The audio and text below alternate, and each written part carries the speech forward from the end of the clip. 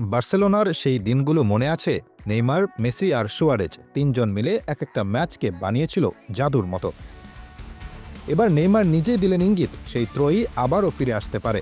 CNN স্পোর্টসকে দেওয়া সাক্ষাৎকারে Neymar বলেছেন, মেসি আর সুয়ারেজের সাথে আবার একসঙ্গে খেলা হবে অসাধারণ। আমরা এখনও একে অপরের সাথে কথা বলি। সেই ত্রয়ীকে পুনরুজ্জীবিত করা হবে আকর্ষণীয়। ফুটবলে এমন ত্রয়ী খুব কমই দেখা গেছে। বার্সেলোনায় তাদের এমএসএন ত্রয়ী ৩৬৪ গোল ও ১৭৩টি অ্যাসিস্ট করেছিল। তাদের নৈপুণ্যে প্রথম মৌসুমে বার্সা জিতে নিয়েছিল ট্রেবল। নেইমার বলেছেন, তিনি আল হিলালে সুখী, তবে ফুটবল সবসময় চমকে ভরা। কি হতে চলেছে তা জানেন না কেউই। তবে ইন্টার মায়ামিতে যোগ দিয়ে মেসির সাথে খেলার সম্ভাবনা ফুটবল ভক্তদের উত্তেজিত করছে। জাতীয় দলের হয়েও নেইমার ইতিহাস গড়েছেন। ৭৯ গোল করে ব্রাজিলের সর্বোচ্চ গোলদাতা। তবে জাতীয় দলের হয়ে এখনও বড় কোনো শিরোপা জিততে পারেননি। তার লক্ষ্য ২০২৬ বিশ্বকাপ।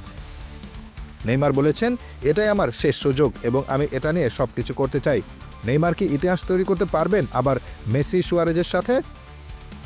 Hasibur Rahman, daily our Bangladesh.